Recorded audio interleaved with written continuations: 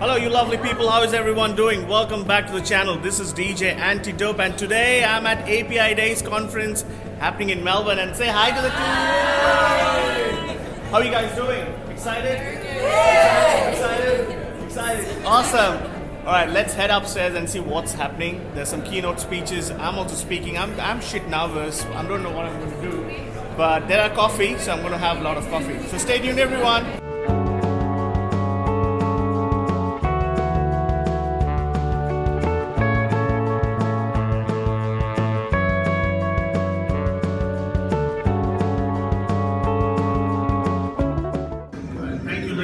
Boys and girls, that's the background track that I've recently produced for the Music Festival. So we can pump it up so that people can wake up.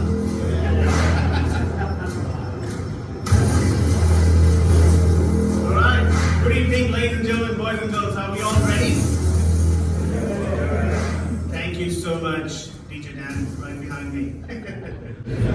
First of all, thank you for joining API Days. This is my first stop and I love it. And thank you for organizing such a lovely event. And I'm privileged that I'm standing in front of you and trying to share a small story. I hope it's not going to be boring. I'm going to explore the transformative journey and the synergy between design thinking and API and different tools and technologies that I've used that help to solve a problem, and we'll see some use case about it. They mentioned that I am a passionate product owner at MLC Live, but I love music. That's a mesmerizing word for me. Whenever I'm stressed, I put on music. And by day, I'm a senior product owner at MLC Live, and by night, I transform into Batman and try to become DJ Antidope, Melbourne's first YouTuber, DJ, and Instagram influencer. Today, I'll be presenting about the second part as a musician, that how am I able to transform the journey using the principle of design thinking and a bit of APIs, and I'm excited to talk about my story. So let's start with the theory. Design thinking theory. I'm pretty sure you all are feeling like this little girl is like, oh my god, one more theory. Please, Anikesh, kill me. But trust me, it's going to be very interactive over here. How many of you know about design thinking or heard about it? Show of hands will do. That's good. And how many of you are actually implementing it on your daily life or everywhere? Alright, it's interesting. Well, I've got a definition which says design thinking is a customer-focused innovation methodology emphasizing empathy, rapid prototyping, creative ideation, revolutionized product, service, organization development, relying on genuine customer needs, historical data, and instinctual decisions. It took me a while to remember this, but still I couldn't, so I'm reading it out. But this is all definition. Nobody will remember. But what design thinking is all about is what truly a human being desires. You can see this path. I'm pretty sure you guys come across this path all the time. There's a paved way where you can, take some extra steps, take the road and go away. But there is another human-made path just over here, as you can see, that people have used it. That means people actually desire to take some shortcuts. It's a human thing, and desirability is all about that. And let's see if, our planning department use some design thinking, understanding the human-centric problem to do something about it. I have a photo for that, and it's in Melbourne. So design thinking is basically about desirability, what makes sense to the people and for the people, and what is viable, which is what is likely to become a part of a sustainable business. How can you scale from there? And it is technically possible or not, feasibility. So the sweet spot over there is the innovation. So you've applied most of these principles and try to see if it is applied. For the previous photo that you showed, you've seen that there was a path which people made, and that was a data that people actually made that path by walking through that over and over again. There was an implementation here. This is in Melbourne, right in Golden Street, in front of Keynote Institute. You can see they've actually paved that path, and I can see in the morning every day. I generally take that step because it's lesser and quicker to come to office. So they have actually implemented it, and this is how people desire, and this is how you can actually apply some principles and try to solve it. And it goes through a process of few phases. There's a 5-phase. When it got discovered, it started with empathize, define, ideate, prototype, and test. It was linear first, and then over the period of time, it got changed into non-linear. So right now you can empathize and directly go and prototype with your customer to run a campaign and see and test it out, how is their feedback.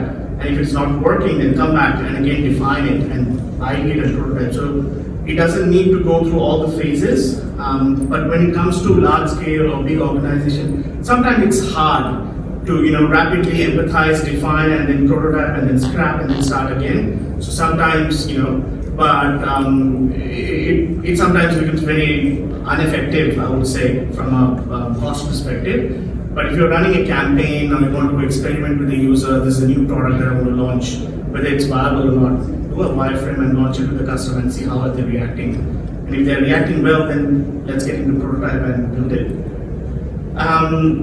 Let's see a few examples at each stages of design thinking. There are some APIs and tools that you can use to empathize, define, ideate, prototype, and test. For example, traditionally, until now, I think so a lot of people use survey forms to empathize with the customer, take feedback as from a postman we come to know that people have filled out a form, or you can actually use social media APIs to understand your customer. There are 4.5 billion users in the world, and then there are around 2.3 hours. There's a stats that I'll show. That social media like Instagram, Facebook, YouTube, Twitter tells you what are the people actually reacting and how are they behaving in the society. And then you can use some natural language processing in Google or IBM and use Google Trends to find out what is trending. I'll show you an example where I use Google Trends to find out what is trending and how I built a small prototype out of it and tried to work it out, and there was a good reaction from the people. And at the ideation stage, you can use a geolocation API or a payment API to build your gateway. Then in prototype stage, again, you can use your payment integration APIs or the apps to build a payment gateway if you want, or if you're building a website, you can use Material API. To test, Google Analytics does the job. It tells you how are the people reacting. There's Optimizely API as well, which tells you how the customer behaving, on-click rates, how are they moving from one screen to another screen. But those are paid ones. So these are a few examples that I've gathered. There's heaps, and I think so the landscape that APIs have in the website covers most of that, so you can leverage from there as well. Let's see a use case. This is a small website that I had built, and the challenge that I had was I had a small DJ deck that I got it in 2016 when I moved to Australia, and then I never played it. So I decided during lockdown I'll do something because I'm bored. So I decided to start a company, and during that time the music industry was dead. There was no events outside, there was no parties, there was no music festivals. So a lot of people came to me and said like starting a DJ business or a music production house at that time would not be right.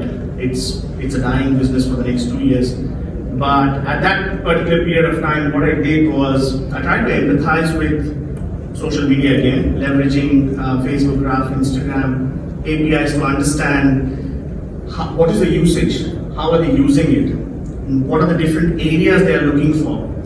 And a small stats about it is this is the one that I was talking about. There's like 4.8 billion, this is April 2023 stats. 4.8 billion users, 2 hours 24 minutes they use it, average. It's used about 3.2% year-on-year change on social media. So out of that, I thought, how do I define what do I want to show at the first place? So I use Google Trends, as I said, and I searched for YouTube vlog, and you can see there are 2 spikes over there. That is during the hard lockdown. So people started watching YouTube, and there was like day in, day out, they wanted to watch vlog. So I decided, okay, let's start first vlog of the day, day 1 lockdown in Melbourne, 1 hour. Dan Andrews asked us to go out, so we went out. I took a small video and put it up in my YouTube channel, and a lot of people liked it. It's like, wow, that's something that's really engaging. And there were a few cafes as well which was open, and they were not doing great. So I tried to film them and take a coffee from them, talk about their problem at that point of time and how they want to overcome and what are the challenges that they're facing. And based on that, they were few feedbacks, and then my content that I used to put, like, this is my first DJ vlog showcasing city of Melbourne. So I tried to put it in cloud, Google Cloud, NLP, and try to understand the sentiment. There was some negative, there was some positive, there was some neutral ones. So I tried to make sure that my comments or the content that I'm putting or the data that I'm putting is not negatively impacting anyone, because at that point of time, a lot of people were actually going through some difficulties. So from there, I thought, what is the easiest, cheapest thing to do? Because my problem statement was pretty straightforward. I didn't have money to invest on technology. I don't have still the skill sets to go ahead and write a code. And time. So I thought, let's start DJ Antidope Google business and see how it works, because out of the box, it's free of cost, doesn't charge me anything. So I opened it up, and then I hooked up my Instagram to the Google business, and then I built a small MVP website out of Wix, which is an out-of-box feature. But the great thing over there is that you can link up your G4 tagging and SEOs and everything, which does the job.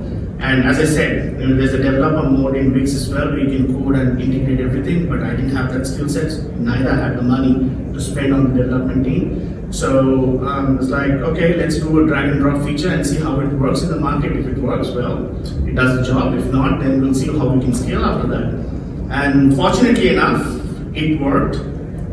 This is how the Wix content management platform looks like. There's a lot of templates in that one. You can use it, upload your pictures, and talk about your story over there.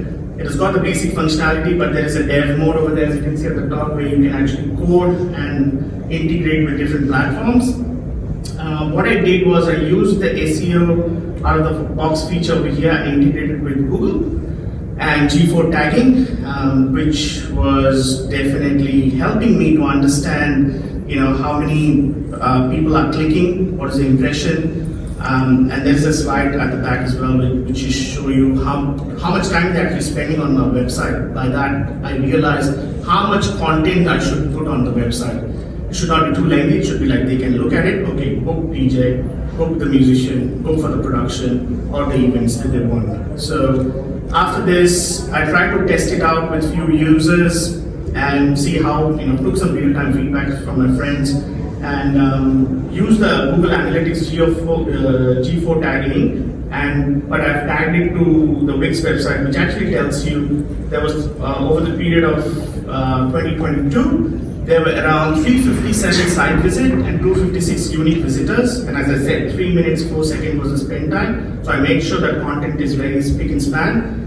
Who am I? What are the videos? What are they going to get? And what are the products that we offer from our business? And out of 256, I was able to make some 52 gigs last year, which means all the weekends were booked out. So it's not bad to start with. And also it gives me the locations from where they're actually visiting, because I come from India. You can see there are a few people in India as well. There are a few friends in America who are visiting, but I'm not sure why they're visiting from China. But I'm pretty sure why, because I got few calls from them they were selling actually the lights and the speakers from there, because they're the manufacturers. So they wanted to sell me some wholesale products. And so I was like, yeah, sure, why not? And out of that, the result is this. So right now I've got some 100K followers in Instagram, and on a daily basis, the post reach is around 14,000.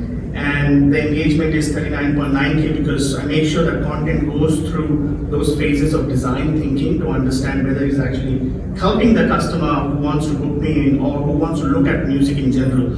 So this is how I try to do it in the most cheapest way, I would say. So I just paid $100 for the domain, but remaining everything was a free tool that I was able to gather. And yeah, thankfully, touchwood, I did some good business last year. And that's me. Pretty simple. Any questions?